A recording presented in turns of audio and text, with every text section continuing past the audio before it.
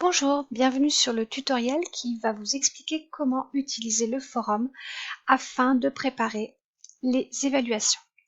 Alors quand vous aurez accepté l'invitation envoyée par ST2SOT, vous arriverez sur cette page-là, cette page d'accueil où il vous est écrit ce que l'on attend de vous. Tout d'abord, on vous demande, si vous le voulez, en plus de ce tutoriel visuel, ou audio, pardon, d'aller voir un tuto visuel sous la forme d'un diaporama, de manière à avoir peut-être d'autres précisions.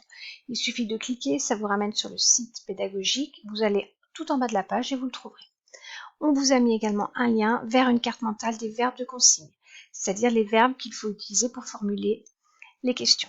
Justement, comment rédiger les questions-réponses? Donc vous devez proposer des questions qui seront uniquement formulées à l'aide des verbes de consigne. C'est la même chose au baccalauréat, donc on s'entraîne depuis la première. Ça, vous aurez l'habitude. Et vous proposez des réponses en fonction du verbe de consigne utilisé et qui correspondent à la question également en termes de contenu. Voilà.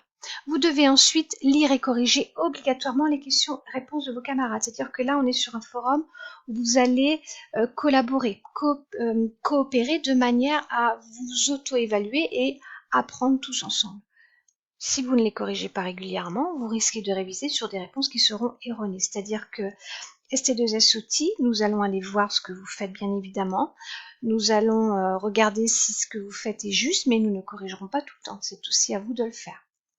Et enfin, on vous demande de ne pas proposer de questions qui ont déjà été écrites sur le forum. Donc avant de rédiger tout de suite une question, on regarde déjà dans la liste de ce qu'ont publié les camarades, de manière à ne pas reposer 10 fois la même question. Alors voilà, comment vous pouvez faire pour voir si vos camarades ont déjà publié? Il vous suffira d'aller là, afficher tous les sujets. Comme vous pouvez le voir, il y a déjà 2 personnes qui ont publié un sujet, c'est-à-dire une question. Comment vous pouvez répondre à ces questions? Il vous suffit de cliquer sur la question et voilà. Vous avez la question proposée ici par tel élève qui demande quel est le rapport entre la santé et le bien-être. Pour atteindre le bien-être, il faut être en bonne santé ainsi que satisfaire ses besoins. Vous décidez de lui répondre. Vous voulez lui publier une réponse, vous cliquez sur publier une réponse. Voilà, et là vous pouvez lui mettre voici ma réponse. Alors, bien évidemment, hein, là je vous laisse imaginer ce que vous pouvez répondre. C'est pour l'exemple, donc vous publiez. Voilà, votre réponse a été publiée. Voilà, on le voit ici, petite épingle, hein, qui nous montre bien que vous avez répondu à Marie, comme ça, enfin, oui, à Marie. Voilà, donc on revient en arrière. Alors, si vous voulez ne pas être perdu, vous pouvez hop, marquer comme lu, comme ça vous savez que vous avez déjà travaillé cette question-là. Le but, c'est qu'il y en ait plusieurs. Maintenant, vous voulez déposer une question, nouveau sujet. Là, vous pouvez mettre le titre de la question, définir la santé, individuelle, par exemple. Et là, vous pouvez mettre la réponse.